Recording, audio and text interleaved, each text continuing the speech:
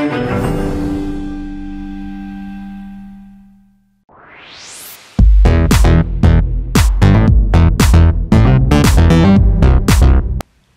día, es un placer estar con ustedes hoy en el día TIC, en una forma diferente a la acostumbrada, ahora vía digital o en el formato de videoconferencia. Deseando que su familia y ustedes se encuentren excelentemente bien. Por otra parte, agradezco a la América y a Vixi por darme la oportunidad de participar en este tan importante evento. Me presento, soy Walter Reynoso, pertenezco a la empresa Datro Electric y los invito a participar en el chat para que nos hagan alguna sugerencia, duda o algún comentario. Muchas gracias. La presentación que se va a mostrar en este momento lleva el nombre de aire acondicionado de precisión, operación, selección de equipos y aplicaciones en data centers y salas de telecomunicaciones conforme a las recomendaciones de la ASRAE. Vamos a platicar lo que es el temario. Son 7 puntos en el cual el número 1 le vamos a llamar fenómeno térmico, el segundo parámetros a controlar, 3 diferencias entre precisión y confort, 4 alta densidad, que es una situación que tenemos muy presente en data centers actuales, 5 distribución de aire considerando pasillos fríos, pasillos calientes y algunas soluciones que podemos presentarles.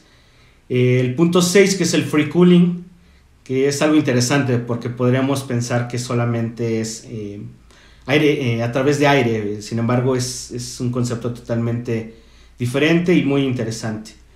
Por último, serían las aplicaciones y alternativas de solución que estoy buscando con esta presentación. Darles un concepto de inicio básico de por qué aire acondicionado de presión en salas de cómputo. Nos vamos a ir llevando a qué parámetros, vamos a ver algunas diferencias entre presión y confort, conceptos de alta densidad, algunas soluciones y hasta llegar a una selección de una solución para un data center o sala de telecomunicaciones. Ustedes se preguntarán por qué la importancia del acondicionamiento ambiental en un data center o en una sala de telecomunicaciones. Prácticamente el concepto es: 1. Tenemos una misión crítica dentro de nuestras salas. 2. Tenemos una alta carga sensible. 3. Hay que cubrir garantías de equipos. ¿Cómo podemos llegar a tener o a procurar tener una misión crítica y cubrir esas garantías de equipos? Lo hacemos a través de control de temperatura y humedad y además de tener una alta disponibilidad en los sistemas. ¿Qué pasa si tenemos un equipo de cómputo en el cual tiene rangos de operación tanto de temperatura y humedad? Por alguna situación no se considera un equipo de aire acondicionado de precisión y tenemos rangos de humedad y de temperatura muy diferentes o mucha variación. Esto a la larga puede llegar a producir un daño a los equipos de cómputo. Entonces llega cualquier cualquier fabricante de equipo de cómputo y puede llegar a no cumplir ese tipo de garantía. Entonces es recomendable tener este tipo de equipamiento. Como ya sabemos, hay 2 situaciones por las cuales se puede caer un data center o una sala de telecomunicaciones. Es por energía eléctrica y 2, por aire acondicionado. Hace muchos años se planteaba o le daban el énfasis a la parte eléctrica. Sin embargo, al aire lo dejaban muy a segundo o tercer término. Sin embargo, como fue avanzando el conocimiento, la transmisión de conocimiento hacia los integradores, hacia el mismo usuario, pues ya realmente actualmente son 2 factores sumamente importantes dentro de los data centers. Vamos a iniciar con fenómeno térmico. Como ya sabemos, existen 2 leyes principales de la termodinámica. La primera es que la energía no se crea ni se destruye, solo se transforma. Y la segunda ley, que no precisamente es la segunda, es la ley del equilibrio, es el calor viaja de un cuerpo de mayor temperatura a menor temperatura hasta llegar a un equilibrio. Estas son las principales leyes dentro de la termodinámica. Si ustedes ven la imagen, es extremadamente sencilla y muy visual. Tenemos energía eléctrica, tenemos un área confinada, esta energía eléctrica tiene un proceso y se convierte en una energía calorífica, algo que está generando calor. Ahí es donde se demuestra que no estamos teniendo una pérdida de energía. Se convierte en energía calorífica y que hay que hacer este calor que se está generando en un área confinada. ¿Por qué? En un data center, por cuestiones de confidencialidad, por cuestiones de seguridad de la información, normalmente estas salas se consideran con un control de acceso y 2 en cuartos herméticos. Ese calor lo tenemos que retirar de alguna forma. Entonces es cuando ya entra el concepto del aire acondicionado y de precisión. ¿Por qué? Porque tenemos un control de temperatura, de humedad, además de que tiene un control de partículas, y muchas veces no lo tomamos en cuenta, pero lo vamos a ver más adelante en diferencias entre precisión y confort. Es que los equipos de precisión están diseñados para batir de un 90 a un 100% el calor sensible. Podríamos preguntarnos, ¿qué es el calor sensible? Muy práctico. El calor sensible es el calor generado por el equipo de cómputo, un calor seco. Más adelante vamos a hablar de calor latente, que es el calor latente, es un calor que nosotros transmitimos, el que transmite el ser humano con cierto porcentaje de humedad. Y más adelante vamos a ver qué porcentajes y qué relación existen entre sus diferenciadores. Dentro del ASHRAE existe una clasificación del entorno. En el 2008 teníamos la clasificación del A1, A2, A3, A4. A partir del 2011 se manejaron 2 subdivisiones, que estamos hablando que sería el A1, A2, A3, A4, en el cual todas las A's nos estamos enfocando a la parte de data center o a procesamiento de datos, almacenamiento, producción, telecomunicaciones, estaciones de trabajo con alta carga sensible o alto equipo de cómputo. Nos vamos a la categoría B, que anteriormente era la C, ya es una carga térmica más hacia oficinas, hacia casas, etcétera, de más elementos. El punto 4 ya son puntos de venta, son ya soluciones de acondicionamiento industrial o fábricas. Y esto lo vamos a ver reflejado en una tabla psicométrica, la vamos a ver más adelante. ¿Y qué parámetro nos va a dar la clase A? ¿Qué es lo que nos interesa en este momento y nos vamos a aplicar? Es de la clase A1 a la 4. Vamos a tener un rango de temperatura como se muestra en esta parte. ¿Qué te recomienda ASHRAE? De 18 a 27 grados centígrados, tener una sala de datos. Muchas veces, y hemos peleado en buen sentido con los usuarios. ¿Por qué? Porque hay 2 épocas. Uno, cuando eran 18 grados y no te podías exceder de los 18 grados de temperatura en todo el cuarto, en toda la sala.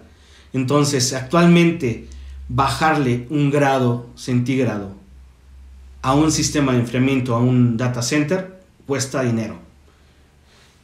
¿Cuál es la tendencia o cuál es lo que se enfoca las buenas prácticas de uptime, de 7x24, de ASHRAE, diferentes asociaciones en las cuales se enfocan al ahorro de energía, reducir huella de carbón, hacer más eficientes los sistemas, a eficientar el PUE, que es una relación entre el costo del proyecto y el costo de mantenimiento.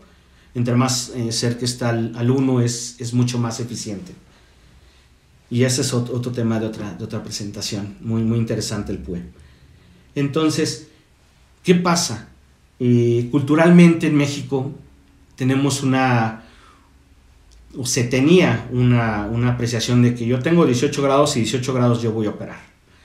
Como han ido avanzando los años, el conocimiento, presentaciones, investigaciones y la misma tecnología que se van ampliando rangos de temperatura, esto nos permite tener no en 18 grados, no en 27 grados un centro de datos, pero sí tener una equidad, un promedio. 18, 27, el promedio son 22, 22.5 grados centígrados. Esa es la temperatura ideal dentro de un data center. Y ahí tenemos un gran ahorro de energía. Con respecto a la humedad, actualmente los equipos ya tienen un rango mayor que aceptan humedad, pero seguimos conservando el rango desde 35% de humedad relativa hasta un 60-65% de humedad. Esto lo podemos visualizar en esta tabla psicométrica, en el cual aquí podemos visualizar las condiciones del A1, A2, A3 y A4, en el cual, ¿qué nos recomienda ARRE? De 18, 64, 65 grados Fahrenheit a 80, 81 grados Fahrenheit sobre la eje de las 10. Es para interpretarlo, no me voy a meter a leerla, es algo muy práctico y muy visual, y por eso me gusta mucho esta tabla, porque esto nos dice dónde nos vamos a ubicar. Si estamos dentro de este punto, va a ser excelente. Nos tenemos que ver con el punto el punto de rocío, bulbo seco, bulbo húmedo, que ese es otro tema, ¿no? Pero el objetivo es ubicarnos dentro de esta área marcada. ¿Y qué es la recomendación que tenemos por parte de ASRE? Ya entendimos la temperatura, ahora la humedad son unas líneas diagonales. Podemos ver que aquí estamos en 60% conforme a la curva, y en lo mínimo nos vamos a un promedio, estamos entre un 30 y un 35%. Aquí es donde nos vamos a enfocar principalmente en data centers y a través de la recomendación de ASRE. Vamos al siguiente punto. Nos vamos con parámetros a controlar. Este punto es muy interesante. Separé la tabla en conceptos básicos y los parámetros que se requieren considerar dentro de una sala de cómputo o sala de datos, data center. Control de temperatura, 22 a 25 grados centígrados. En tablas anteriores manejábamos de 22 a 27 grados. Control de temperatura de un 40 a un 60% humedad relativa. En las diapositivas, como les comentaba, era 35 a 65, es un más menos 5. Sin embargo, ¿qué estamos buscando? La equidad. 22.5 grados y 50% humedad. ¿Qué pasa si tenemos una alta temperatura?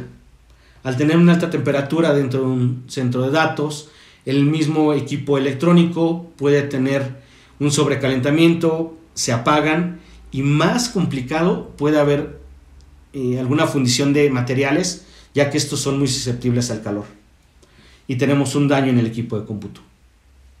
¿Qué pasa si tenemos una baja temperatura?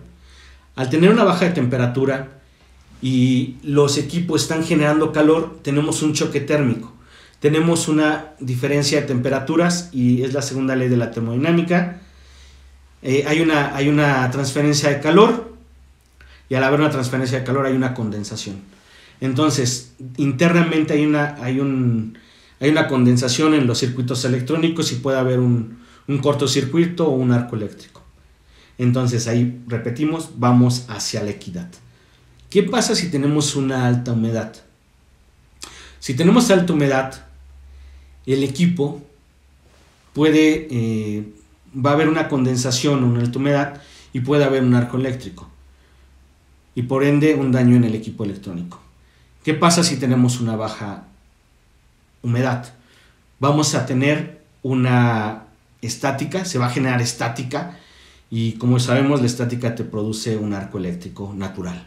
Entonces, como en toda la vida, llegar a un equilibrio: 22.5 grados centígrados de temperatura, 50% de humedad. Nos vamos al siguiente concepto, que es la relación de calor sensible a calor latente. Los equipos de aire acondicionado de precisión están diseñados para abatir el 90% de calor sensible y un 10% de calor latente. Para términos comunes, ¿qué es el calor sensible? ¿Qué es el calor latente? El calor sensible es el calor electrónico, el calor seco, el calor que se puede medir. ¿Qué es el calor latente? Es el calor que nosotros transmitimos con cierto porcentaje de humedad y no se puede medir. Entonces, en un centro de datos, ¿qué calor tenemos? Tenemos calor sensible de un 90 a un 100%. Puede llegar que entre personal para correr algunos protocolos en el equipo de cómputo, o dar mantenimiento o revisión del storage que tenemos dentro. Sin embargo, la carga sensible versus la carga latente que va a haber, y además en un intervalo de tiempo pequeño, es despreciable prácticamente. Algo importante, y lo vamos a ver más adelante, es el siguiente punto, que es la densidad de carga térmica. Hace ya unos 10 años, 8 o 10 años, se consideran todavía de 50 a 100 pies cuadrados por tonelada. Actualmente va de 25 a 50 pies cuadrados por tonelada. Estamos hablando que ha incrementado el 50% la densidad de carga dentro de un espacio específico. Algo muy importante y clave para la solución de aire acondicionado dentro de un cuarto es el movimiento de aire. Y en aire acondicionado de precisión se manejan 600 CFM, que son pies cúbicos por minuto sobre tonelada. Por cada tonelada se debe de manejar 600 CFM. Ese es el concepto de la tabla. La operación debe ser permanente, las 24 horas, 365 días. Aquí hago un poquito de diferencia con respecto al equipo de confort y precisión. En un centro de datos no va a descansar. Debemos de tener alta disponibilidad porque es misión crítica, porque están manejando información, se están manejando datos, se está manejando dinero, cuestión de bancos o tiendas departamentales. Entonces debe de haber una alta disponibilidad. A diferencia del equipo de confort, tiene rangos de operación.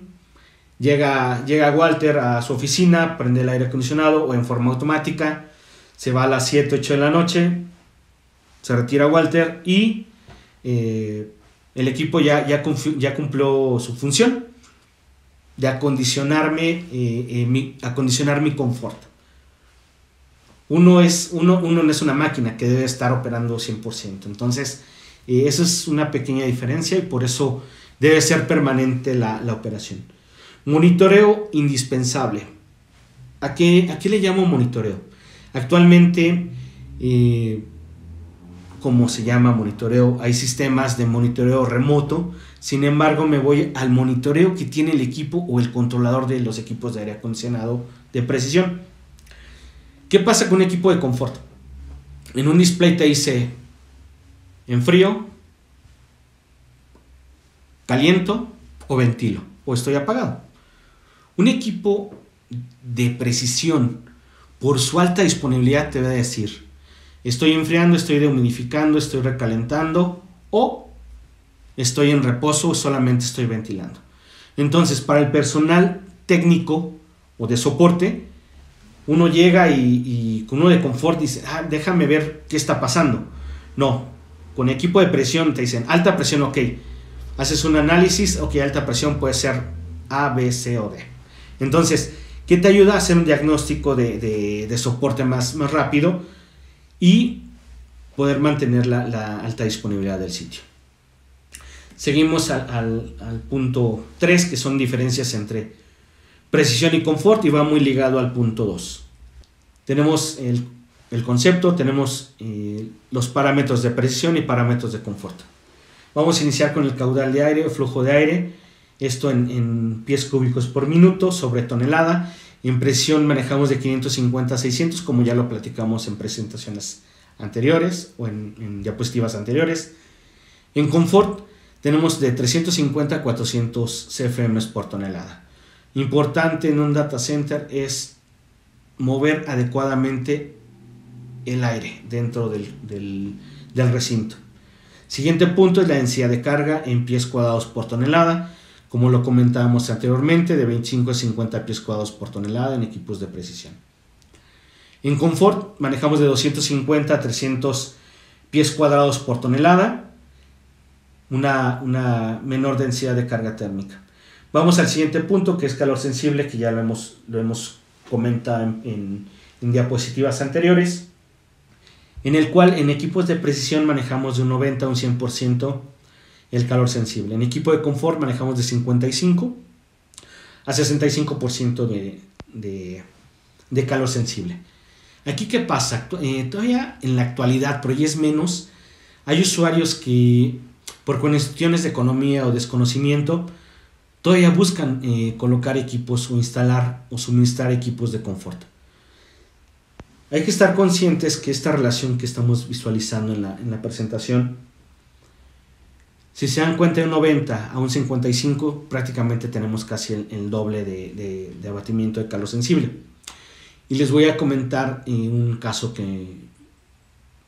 práctico que me pasó hace unos años.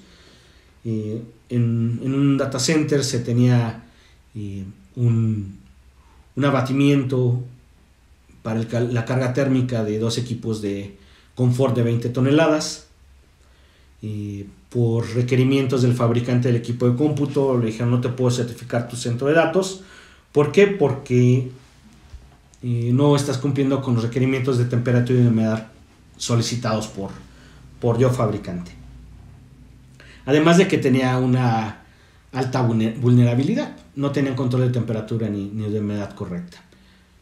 Hicimos un análisis, resulta que su carga térmica iba a 22, 24 toneladas. Se consideraron unos equipos de 26 toneladas y de equipos de precisión, y el sitio se ha mantenido sin ningún problema.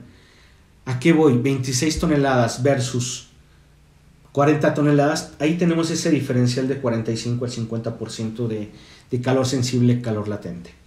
Entonces es importante considerar este punto, erradicar equipo de confort en centros de datos, y además de que no tienen la operación, no están diseñados para operar continuamente, que lo vamos a ver en un punto más adelante. Humidificación en equipos de precisión es requerido, en confort no.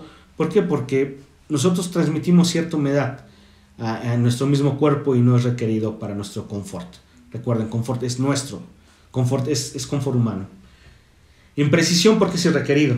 Como sabemos, por cuestiones de seguridad, la mayoría de data centers están confinados, están aislados.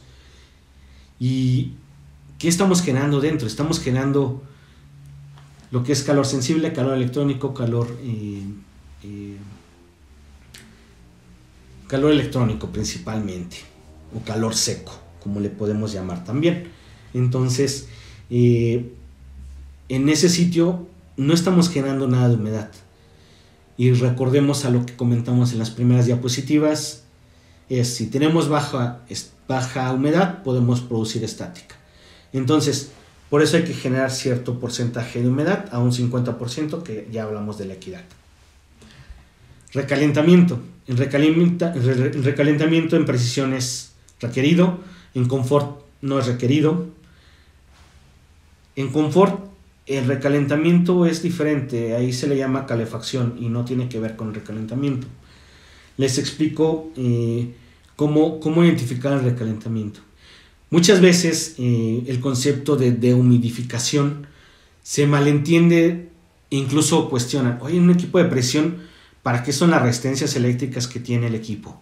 No, son para dehumidificar. Es un apoyo para el proceso de dehumidificación. ¿Cómo se entiende esta parte? Vamos a plantear un escenario. Yo tengo un punto de ajuste de 20 grados centígrados de temperatura, punto de ajuste, y mi punto de ajuste de humedad son 50%. ¿Qué pasa si mi temperatura sube? El controlador detecta que hay ese incremento de temperatura y manda a operar el compresor. Tengo alta temperatura, compresor opera. ¿Okay? El compresor opera a través de velocidad variable o on-off o en etapas. Ya bate la carga térmica, el controlador detecta que la temperatura bajó, le dice: compresor, párate. Se para y yo ya tengo mis 20 grados centígrados. ¿Qué pasa si yo tengo baja la humedad? El controlador detecta: tengo baja humedad, estoy abajo de 50%, que es para lo que me configuraron. Humidificador humidifica. El humidificador empieza a generar vapor. Llega a su punto de ajuste, es vapor. El controlador dice: párate, humidificador, se para, pero hay cierto vapor remanente. O simplemente en una zona costera, si no tenemos buena barrera de vapor, pues la humedad va a ser constante. Realmente, ahorita les comento qué es barrera de vapor.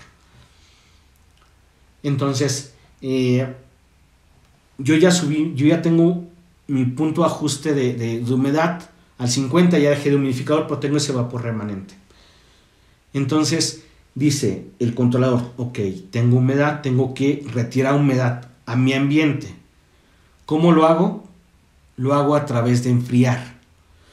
¿Qué hago? Vuelvo a operar el compresor o los compresores. Entonces yo estoy enfriando y estoy retirando la humedad al aire. Pero ¿qué pasa? Yo tengo mi punto de ajuste de 20 grados. Y dice el controlador, a ver, tú no te puedes bajar de temperatura. ¿Por qué? Porque yo te configuré a 20 grados.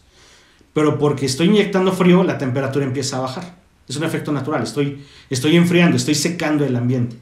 ¿Qué pasa? Un ejemplo muy sencillo. Uno mete un vaso con mojado, lo mete al congelador.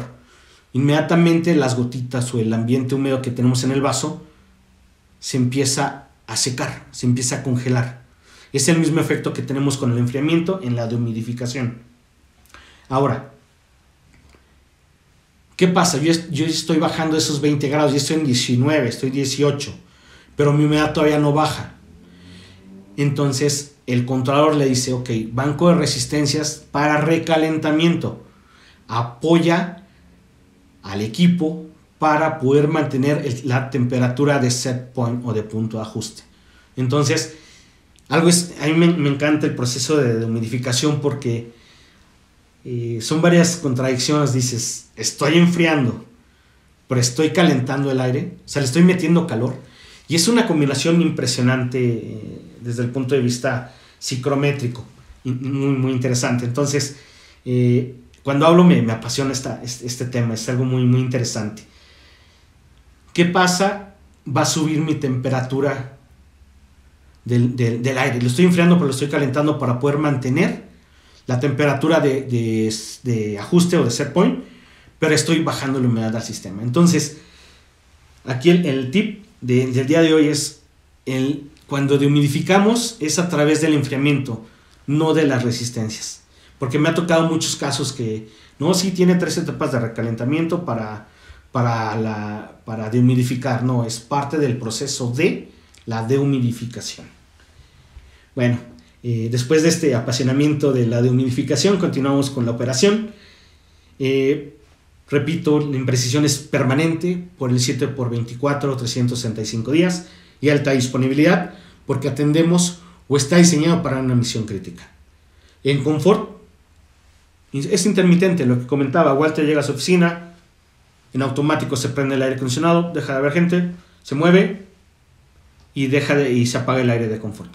Además de que son elementos mucho más robustos los de un equipo de precisión y además que su controlador es mucho más fino.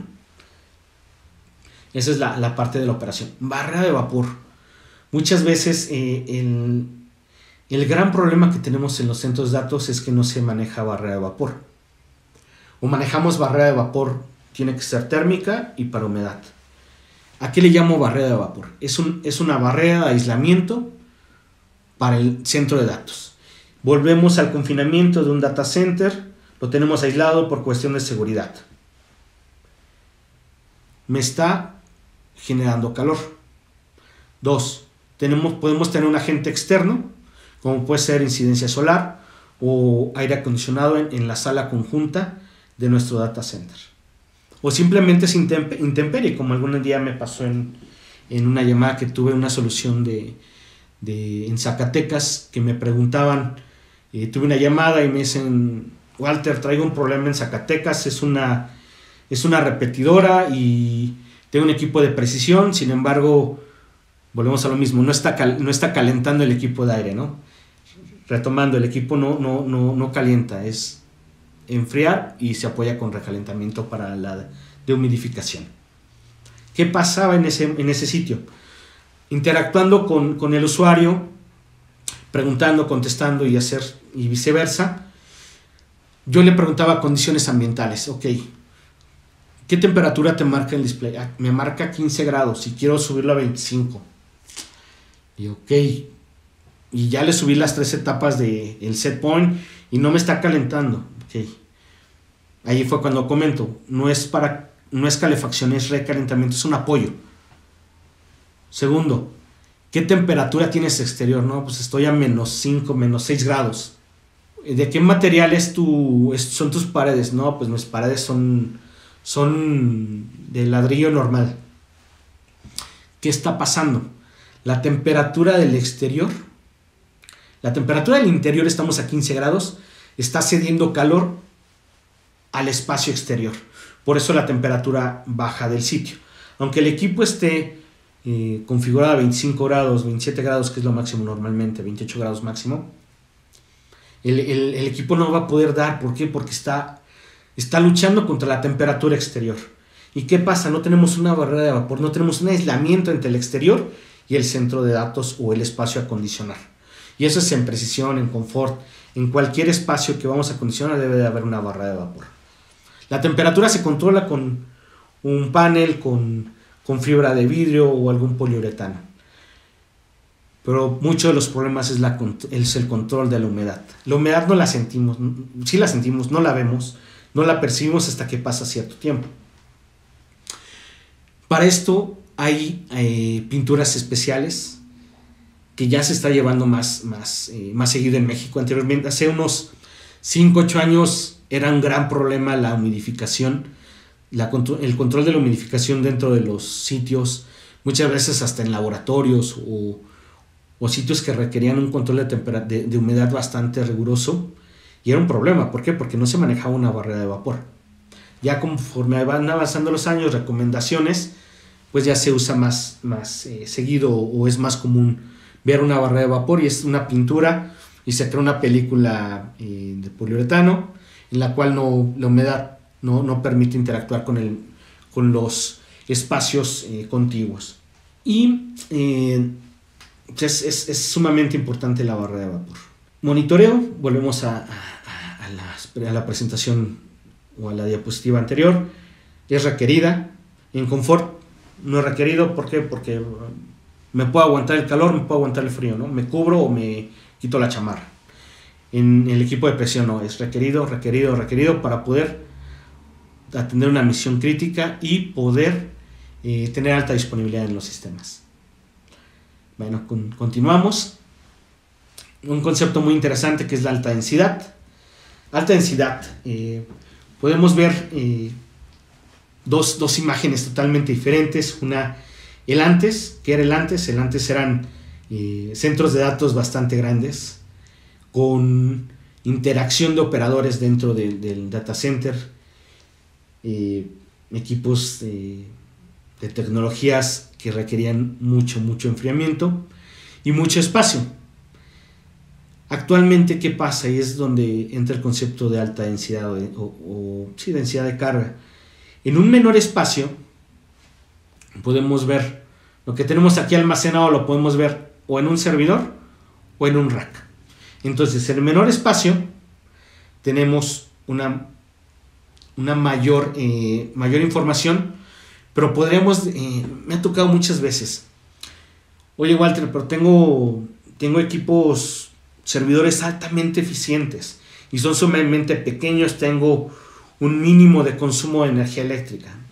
Totalmente de acuerdo, este es un servidor, ¿no? Lo que hacías a lo mejor en un rack, ahora lo haces en un servidor. Pero ¿qué pasa? Como tienes el espacio, vas a meter 20, 30 racks de este tipo en cada uno de los servidores que tenemos aquí. Entonces, en un menor espacio tenemos una mayor disipación de carga térmica. Ese es el concepto de alta densidad. Y actualmente lo vemos. ¿Cómo fue avanzando la energía, la tecnología respecto a la alta densidad? En el 90-95, los servidores mainframe, que algunos los pudieron ver, yo ya no alcancé a verlos, y aquí manejamos, se manejan de 25-50 watts por pie cuadrado. En el 95 al 2000 igual los servidores mainframe con de 40 a 125 watts por pie cuadrado. Posteriormente entraron ya servidores, routers, ya fue el tema más de telecomunicaciones, y ya manejábamos de 25 a 850 watts por pie cuadrado.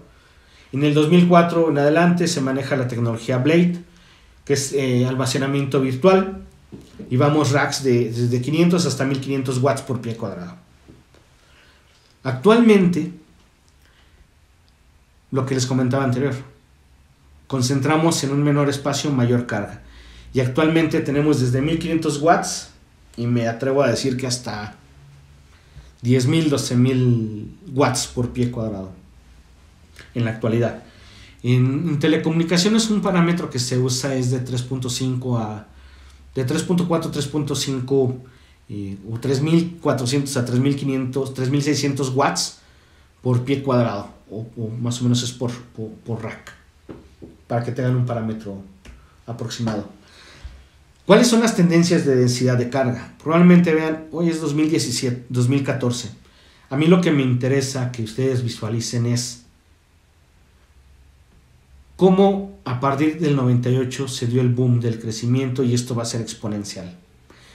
Si se dan cuenta, tiene un crecimiento superior, y esto va al alza. O sea, ya con el 5G, con la virtualización, con los gadgets, nos contamos los gadgets que tenemos a nuestro alrededor. Tenemos más de 20 gadgets, y analícenlo y van a ver que vamos a tener que el celular, el iPad, la laptop, el reloj, no sé, X o Y dispositivos o gadgets, y todo requiere internet. Entonces la demanda es tener una mayor disponibilidad de ese 5G, y viene la tecnología o la aplicación Edge Computing, que ya no van a ser los grandes data centers, van a ser ya pequeños data centers, pero un mayor número. ¿Por qué? Porque van a estar más cercanos a nosotros. ¿Por qué? Porque la demanda de conectividad de internet va a ser mayor por cada uno de los usuarios. 20 gadgets o 20 necesidades de internet por millones de personas, la demanda va a ser extremadamente alta. Entonces esto va a la alza definitivamente. Nos vamos al concepto de distribución de aire a través de pasillos fríos y pasillos calientes. Anteriormente manejábamos, y hay sites que todavía, o data centers que vemos bajo este esquema, que fueron diseñados de hace muchos años, y hay soluciones que se pueden llegar a dar. Un acondicionamiento típico es un equipo de aire. Yo acondiciono, inyecto hacia piso falso, tengo una altura de piso falso a piso elevado. Varían las disposiciones, unos dicen que son 50 centímetros, otros 60, otros 100 centímetros, y es cada una de las normativas que ustedes sigan para diseñar el data center. Una recomendación que les puedo hacer es que tengan al menos 50 a 60 centímetros de cámara plana de inyección, o tener 2/3 partes libres para poder tener un movimiento de aire. Si tengo 60 centímetros en la parte inferior, yo voy a poder utilizar máximo 20 centímetros de esos 60 para poder a lo mejor poner una charola de energía eléctrica, ¿no? O de cableado eléctrico. Ya entran a buenas prácticas de cableado eléctrico dentro de un data center. Voz y datos, fibra se va por la parte superior, eléctrico por la parte inferior, aunque ya el tipo de categorías de protección de los cables de comunicación ya es más robusta y ya no interfiere tanto con la parte eléctrica, con el campo magnético. Sin embargo, buenas prácticas, nos vamos eléctrico en la parte inferior, voz y datos y fibra en la parte superior de los racks. Y regresando a esta foto, antes del 2001 teníamos pasillo frío, inyectando al rack, al servidor, descargaba por la parte trasera el aire caliente, y la siguiente hilera de rack será pasillo frío. Pero ¿qué creen? Que aquí ya tenemos una confinación de temperatura. Y puedo entender que esto, dicen, esto ya lo sabemos, que es 2000, ya lo tenemos. Pero me gusta presentarles cómo la historia de esta parte, ¿no? Y muchas buenas prácticas que se han desarrollado, ¿no? Entonces, ¿qué teníamos? Una mezcolanza de aire frío y aire caliente. A partir de 2001, por la recomendación de ASRAE, manejamos pasillo frío, pasillo caliente, y tenemos una mejor temperatura en pasillo frío. Y vuelvo a comentarlo, clave, eficientar el retorno de aire caliente. Y esto ya se manejó pasillo frío, pasillo caliente a partir del 2001. Recomendación de ASRAE. y en especial del capítulo TC 9.9, que es diseñado para los data centers. Algunos ejemplos, aquí les muestro acomodo de equipo de pasillo frío, pasillo caliente. Como pueden ver, tengo pasillo frío, pasillo caliente y así continuamente, de izquierda a derecha. Los cracks se recomienda crack o aire acondicionado. Crack es Computer Room Air Conditioning o aire acondicionado de precisión. Esas son por sus siglas en inglés. Inyectamos por la parte inferior.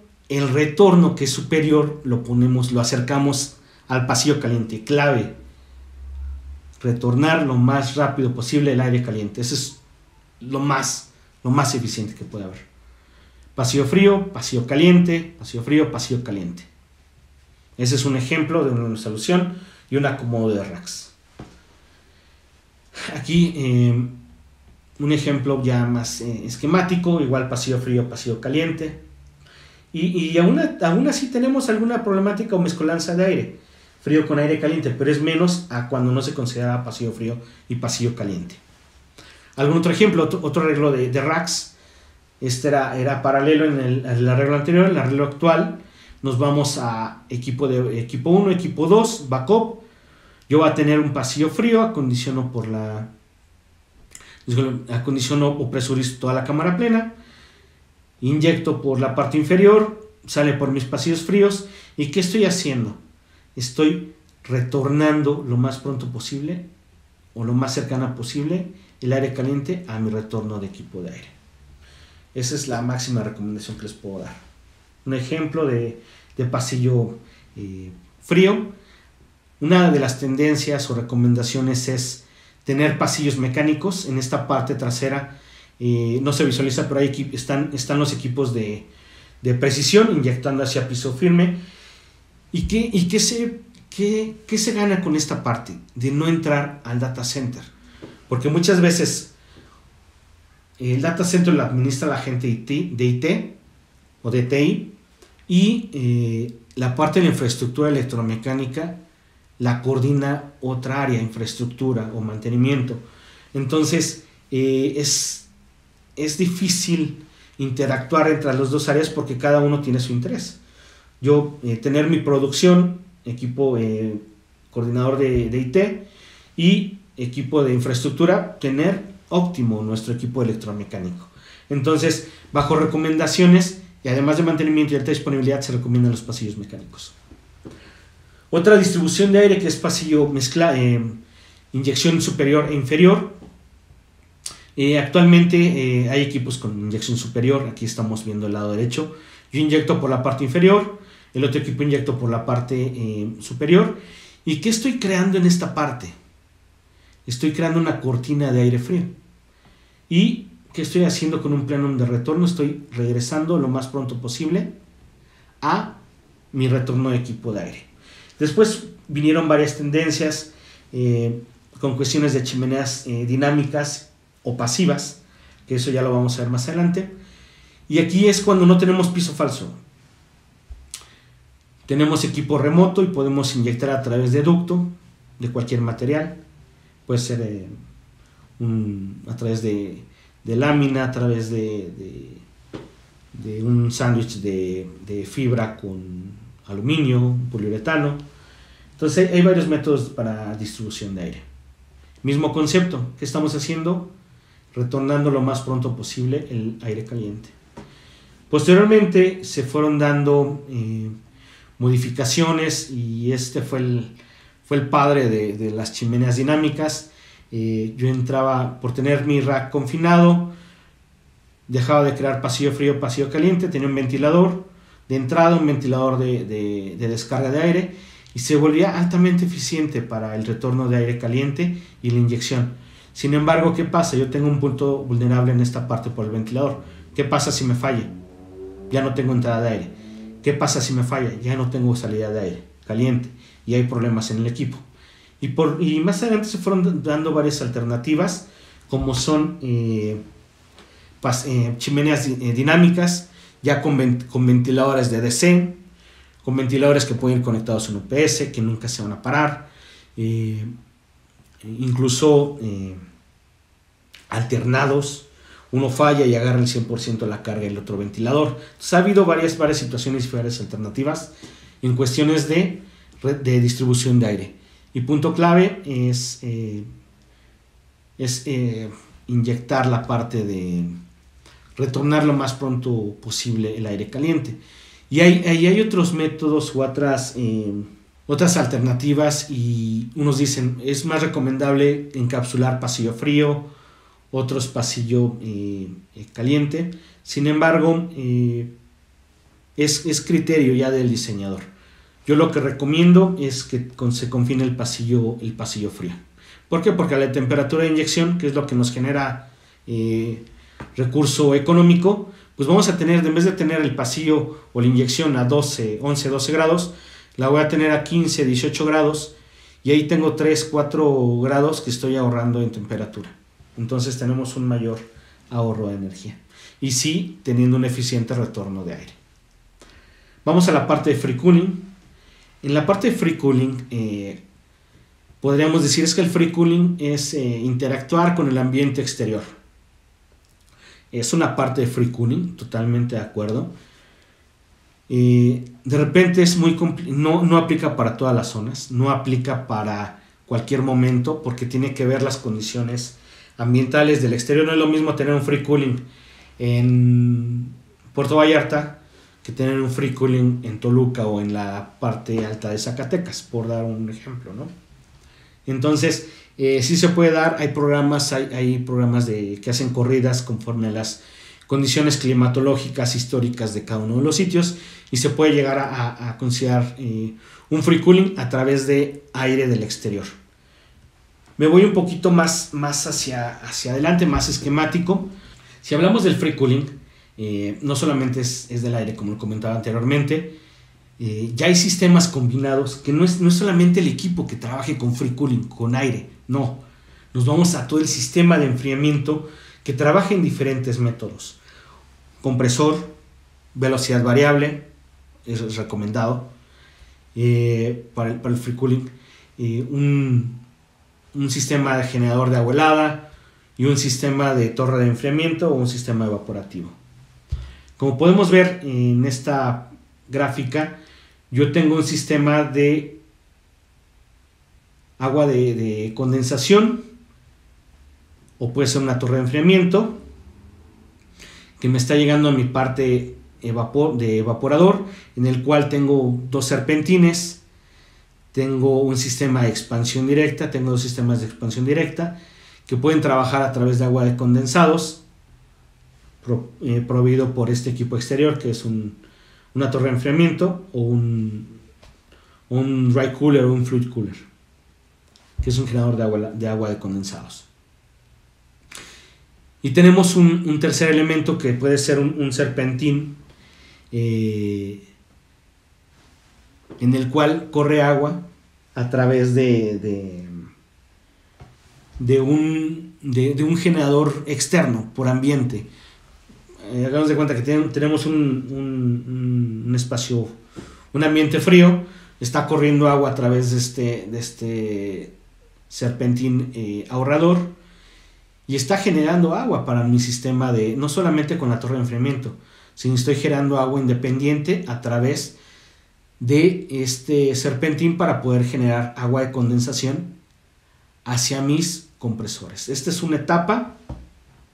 Tenemos otra etapa que es ya a través de un modo de energía, de un ahorrador de energía, en el cual ya interactúa a través de esta línea verde, en el cual seguimos manteniendo agua, pero hacia nuestra parte del evaporador.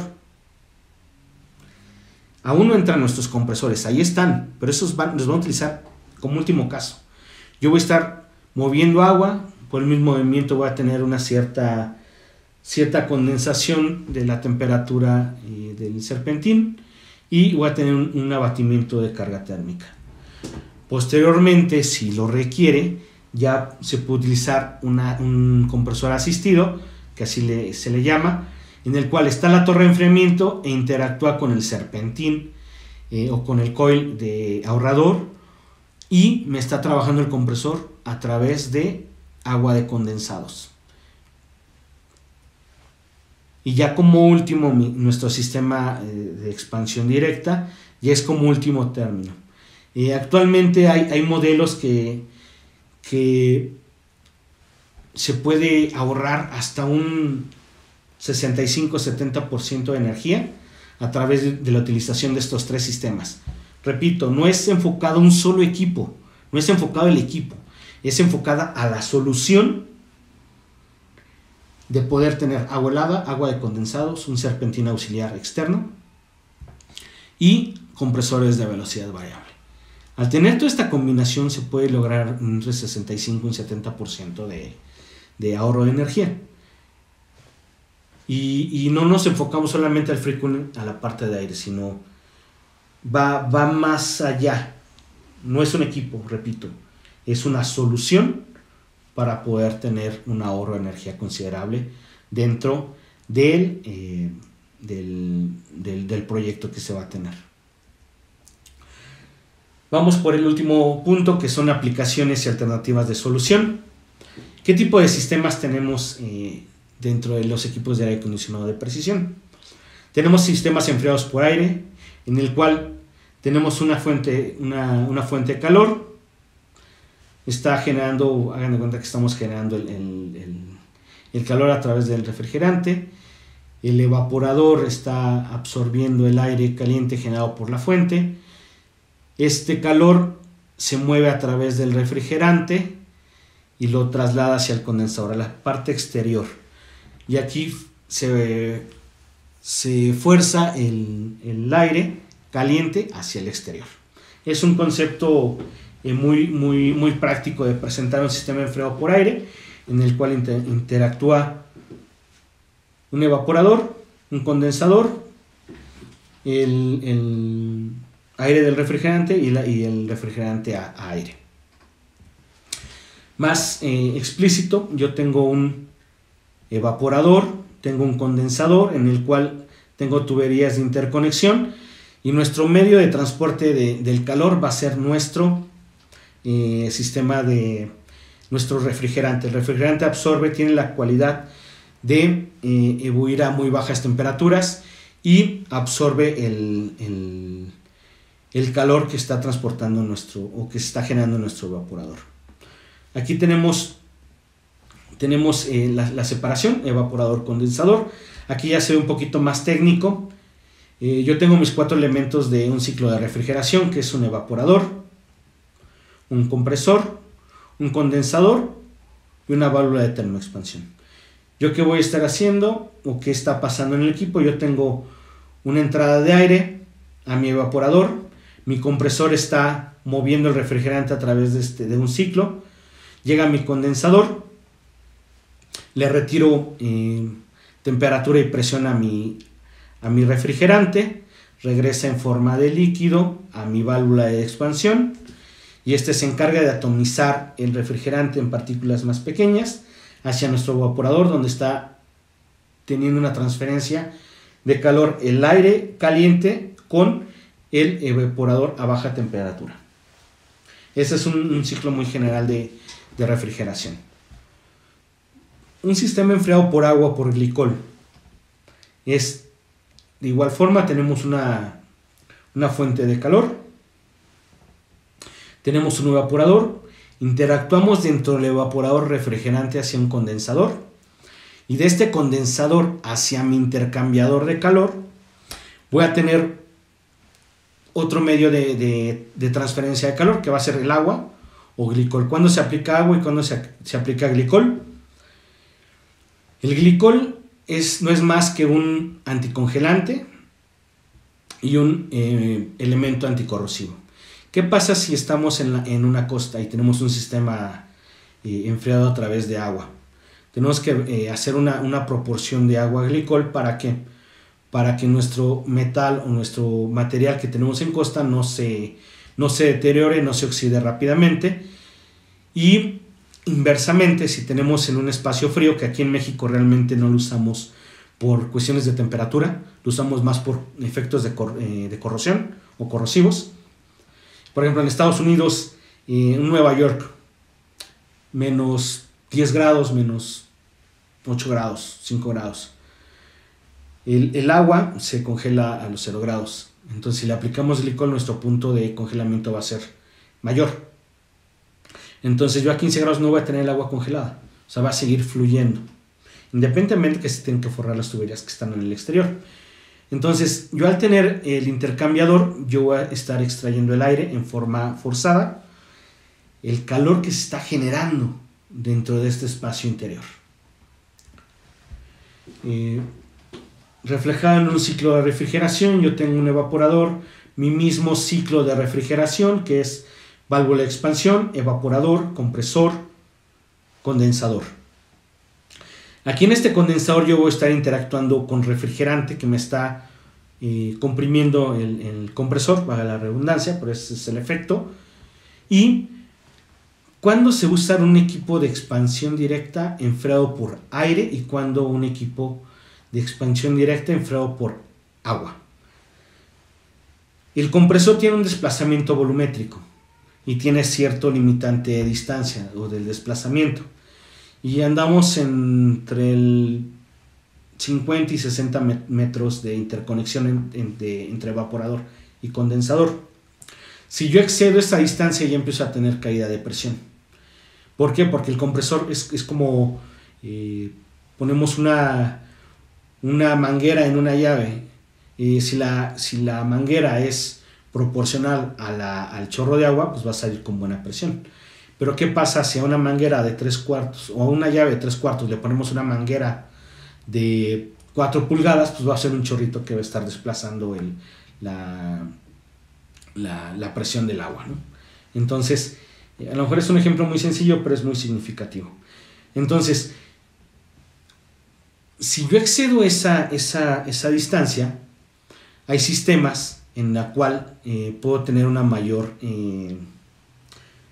ahí no tengo límite de trayectoria. ¿Por qué? Porque yo voy a interactuar ya un sistema de enfriamiento con torre de enfriamiento o con un fluid cooler a través de un sistema de bombeo, que lo vamos a ver más adelante. Aquí interactúa agua o glicol hacia una torre de enfriamiento o hacia un dry cooler y extraemos el calor generado de este ciclo o de esta entrada de aire hacia el exterior.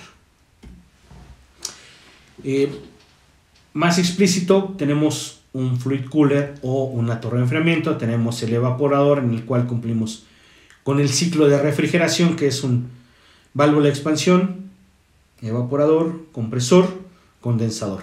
Aquí yo estoy teniendo un ciclo con refrigerante y aquí estoy interactuando en mi condensador interno a través del fluido que puede ser que principalmente es agua. Aquí puede ser un fluid cooler, que es un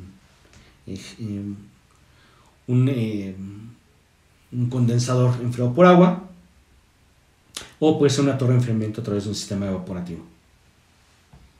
De tal manera que, y a través de un sistema de bombeo. Aquí ¿cuál es la diferencia? Yo entre este punto y este punto puedo tener más de 60 metros, 100, 200 metros, 85 metros, 100 metros. Aquí que va a depender de hacer correctamente el cálculo de bombeo, que es el que me va a mover todo el agua, que voy a estar circulando a través de todo este sistema. Con elementos complementarios como un tanque de expansión, una válvula de llenado, válvulas reguladoras de presión, válvulas de corte, válvulas check. Ya son elementos que van dentro de un sistema hidráulico. El siguiente tipo de enfriamiento son manejadoras tipo Chillwater o manejadoras de agua helada, en el cual siguen siendo equipos de presión. Yo tengo un serpentín para poder abatir calor sensible, tengo mi humidificador, tengo mis ventiladores, tengo mi válvula de entrada de agua. Pero ¿qué va a pasar? Este equipo o esta manejadora va a depender de un generador de agua helada o un chiller, como normalmente lo conocemos. El equipo está diseñado para poder trabajar a una temperatura de entrada, pasa todo el ciclo del serpentín y tiene un diferencial a la salida del serpentín, porque ya absorbió calor del ambiente generado dentro del espacio. Prácticamente esos son los tres sistemas que puede haber o se puede seleccionar para un data center. Hay otros sistemas que son duales en el cual interactúa. Puede ser un serpentín de agua helada y un serpentín de expansión directa. Puede ser a través de expansión directa o de enfriado, expansión directa, enfriado por aire o enfriado por agua. Un caso práctico: ¿qué pasa si en un edificio yo arrendo un espacio y ese espacio lleva una renta de agua helada? Pero mi agua helada está de 8 de la mañana a 8 de la noche. ¿Qué pasa a partir de las 8 de la noche? Yo ya no tengo cómo poder enfriar mi data center. Y además es más económico generar agua helada que trabajar en un proceso de expansión directa. Además que como es un edificio, hay limitantes de que si tienes máximo 60 metros para poner un condensador o una instalación independiente para una torre de enfriamiento o para un fluid cooler o dry cooler. Entonces aquí, ¿qué estamos buscando? Tenemos una redundancia en la parte de enfriamiento, en el cual mi serpentín de agua helada va a estar trabajando 8 de la mañana, 8 de la noche, se me apaga los chillers por cuestiones de la renta y las condiciones del edificio. Puede entrar en la forma automática mi serpentín de expansión directa, repito, a través de enfriado por aire o enfriado por agua de condensados, a través de torre de enfriamiento o a través de un fluid cooler. Me ha tocado estar en proyectos y en casos en los cuales se consideró un serpentín de agua helada y un serpentín de expansión directa enfriado por torre de enfriamiento. Torre de enfriamiento versus agua helada, es mucho más económico generar agua de condensados que agua helada. Y nuestras centrales de agua de condensados y agua helada son lejanas, dentro del mismo edificio. Son cuartos independientes, puede ser en sótano, puede ser en azotea o puede ser en un espacio contiguo en el terreno de construcción. Entonces aquí la limitante, no tenemos limitante de interconexión. ¿Por qué? Porque todo va a depender, en agua helada va a depender del dimensionamiento del sistema de bombeo. En el DX enfriado por agua de condensados a través de torre de enfriamiento, dependemos del buen dimensionamiento del sistema de bombeo. Entonces, durante el día o en operación normal, trabajaban a través del serpentín de expansión directa enfriado por agua de condensados con torre de enfriamiento, y en alguna contingencia de la torre de mantenimiento entraba el serpentín de agua helada a través de un generador de agua helada o un chiller. Entonces, aquí que tenemos redundancia en sistema de enfriamiento, más no en sistema de ventilación. Hay sistemas de ventilación que son Easy Fan, que hay algunos fabricantes que si falla un ventilador, por ejemplo, tiene tres ventiladores, falla un ventilador, los otros dos ventiladores pueden tomar el 100% o pueden compensar la inyección del aire de la capacidad térmica del equipo, pero son algunos casos. Tenemos también un sistema in-row, que estos sistemas in-row son para aplicaciones muy especiales. Hay diseñadores que entran mucho en su criterio: tengo 100 racks, voy a meter in-rows, meten 20, 30 equipos in-row, que son equipos, pueden ser de expansión directa o de agua helada. Imagínense, estos son los racks, imagínense la cantidad de tuberías que va a haber debajo del piso falso. Va a ser impresionante toda la tubería. Expansión directa y además, peor aún si es agua helada. ¿Por qué? Porque va un ramal principal, se va ramificando y tenemos dentro del data center, por muy buena instalación que hayan hecho, tenemos agua dentro del data center. Aplica, sí, para ciertos, no para sitios grandes, sino son sitios más pequeños en los cuales a lo mejor tengo 10 racks y tengo alta densidad. Pues vamos a meter un equipo en row y podemos acercar la parte de enfriamiento a los racks, ¿no? Yo visualizo más los sistemas in row hacia puntos de carga crítica de alta densidad, pero ya tiene que ver mucho cuestiones del diseño. Este es otro ejemplo hay diferentes fabricantes en los cuales La inyección de aire puede ser hacia ambos lados con efecto Quanda, de tal manera que el aire se pega a los racks. O hay otros efectos que solamente el aire es frontal, o efectos a través de una rejilla direccionable. Ahí entra mucho la cuestión de diseño. Para mí lo más eficiente es que tengan un efecto Quanda.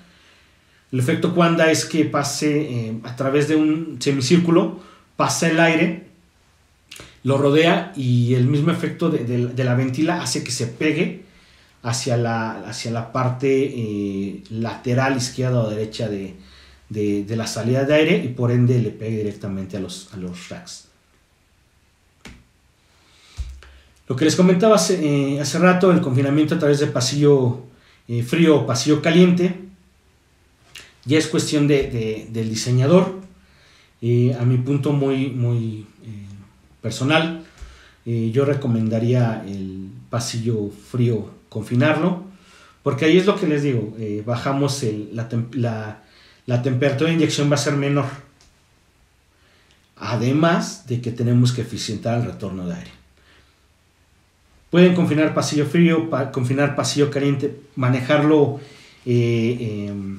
combinado, definitivamente sería lo ideal. Sin embargo, ya entra un tanto en la parte económica y presupuesto del proyecto. Están de moda las salas de cómputo verdes. No es de que les pongamos pastito a las salas o a los data centers, sino es el concepto ecológico. ¿Qué estamos buscando? Estamos buscando refrigerantes ecológicos. A fin de cuentas, un refrigerante R407C, R410A, 134A, esos refrigerantes contaminan, siguen siendo contaminantes. Sin embargo, no tienen la molécula de cloro que destruye 100.000 de ozono, como son los refrigerantes anteriores, o un R22 que era altamente eficiente, sin embargo altamente destructivo para la capa de ozono. Ventiladores de alta eficiencia, entramos a lo que son compresores de velocidad variable, en los cuales eso nos puede ayudar a reducir la energía, el consumo eléctrico. Todo se resume a reducir huella de carbono, tener un ahorro de energía. Actualmente, principalmente en México, a diferencia de Europa o Estados Unidos, nuestra forma de generación de energía es aún fósil, y más con los trabas que hay de energías renovables en nuestro país, desafortunadamente, pues se tiene que seguir trabajando puntualmente en buscar esos ahorros de energía para poder reducir esa huella de carbono. Y además tener un ahorro económico, que es principal, ¿no? Y reducción del PUE que les comentaba. Prácticamente ya estamos a unos cuantos minutos de terminar. Como concepto, para la solución para un data center, ¿qué tanta disponibilidad o redundancia buscas para tu sitio? Uno de las recomendaciones es la que hace The Uptime Institute, que lo manejan a través de 4 categorías: Tier 1, Tier 2, Tier 3, Tier 4. Más que normativas, existen buenas prácticas, en el cual aquí nos va recomendando qué tanta disponibilidad vamos a tener, si tenemos un N más 1, en Tier 3 N más 1, o en Tier 4 vamos a tener ramal A, ramal B, un N o un 2N, como le llaman, ¿no? Si a mí me falla un equipo, tengo un equipo de la misma capacidad para poder responder ante alguna contingencia o ante algún paro por mantenimiento. De tal manera que yo voy a tener mi alta disponibilidad a través del 99.99% de disponibilidad. Muchas veces piden en México: oye, yo quiero un diseño Tier 4. Aquí hay que estar sobre el entendido que con respecto al uptime, no solamente es la redundancia o la disponibilidad, sino son condiciones ambientales. Para poder tener un Tier 4 debe ser una zona no sísmica, no propensa a inundaciones, no propensa a huracanes, a tornados, a diferentes situaciones, hasta sociales, ¿no? Que no sea propenso a una urbe con mucho conflicto de habitantes o de conflicto hasta de tránsito, ¿no? De libre tránsito. Entonces son varias consideraciones, pero lo que se está aplicando actualmente es, ok, quiero mi Tier 4, ok, sí, considerando mi disponibilidad electromecánica. Entonces, puedo tener un N+1 o un 2N. Más diferentes consideraciones que podemos considerar, por ejemplo, el mantenimiento, lo que les comentaba, la alta disponibilidad de tu sistema. Si yo voy a dar mantenimiento, yo tengo un equipo igual de la misma capacidad que no va a tener ningún corte y va a estar operando sin ningún problema una vez que dé el mantenimiento del equipo. Y son diferentes clasificaciones del uptime. ¿Se puede considerar? Sí se puede considerar. Evaluación de parámetros. ¿Cómo voy a seleccionar para cumplir o exceder los requerimientos de la necesidad del data center? ¿Qué debo de considerar? 1. Tener una demanda real. Nos llegan muchos casos que nos dicen, oye, tengo un espacio de 10x10 y ¿qué capacidad de aire, de presión puedo meter o puedo considerar? Realmente no es una consideración así de como en un área de confort, ¿no? Estamos considerando personas y si lo peor que puede pasar es que tengan más calor o frío, pero en un sitio crítico o misión crítica no podemos aventurarnos a decir, mete 10 toneladas, por decir una capacidad. No lo podemos hacer, ¿por qué? Porque dependemos del sitio, si es de baja, mediana o alta densidad. Entonces aquí se resume a todos los puntos que estábamos hablando anteriormente. Entonces sí debemos de hacer un cálculo de cargas térmicas de cada uno de los racks y cada uno de los servidores para hacer un cálculo correcto y correrlo a través de un programa. Hay programas manuales, hay programas ya de fabricantes que hacen la corrida y esta es tu capacidad térmica a disipar, ya considerando muros, si tienes piso falso, si tienes la altura del plafón, consideraciones del material, luminarias, ya es un programa de cargas térmicas. Segundo, ¿qué crecimiento vas a tener a futuro? Es muy diferente a tener una redundancia y muchas veces se malinterpreta la redundancia con el crecimiento. No, debe ser independiente. Yo estimo que voy a crecer un 20%, 25%. Si me dicen voy a crecer un 50%, eso ya no es un crecimiento, ya es otra consideración. O sea, ya hay que tomar otros parámetros porque voy a trabajar al 50% todo mi espacio. Y es más recomendable trabajarlo por etapas que manejar un mismo espacio al 50%. ¿Se puede dar? Sí se puede dar. ¿No es recomendable? Es correcto, no es recomendable. Pero ya son criterios que se van a ir tomando en cada uno de los casos. ¿No hay fórmula? Efectivamente, no hay fórmula. Cada diseño, cada centro de datos, existente o nuevo, es un traje a la medida para en cuestión de enfriamiento. Nuestro siguiente punto, que es el de la selección, el punto B. Ok, ¿cómo voy a elegir mi sistema de enfriamiento? Va a ser a través de agua helada, de expansión directa. Ok, si es de expansión directa, es a través de enfriado por aire, enfriado por agua o por glicol si lo requiere mi necesidad. O quiero redundancia en efecto de enfriamiento, me voy con un sistema dual. Y la renta de mi espacio me da agua helada dentro de mi renta, pues hay que aprovecharla, ¿no? Pero ya es mucho criterio de cada uno de los diseños del data center. Pues bueno, pues les agradezco mucho la atención. Reitero, mi nombre es Walter Reynoso Franco y un placer haber estado con ustedes. Y reitero, en esta nueva faceta de interacción a través de videoconferencias, muchas gracias y saludos.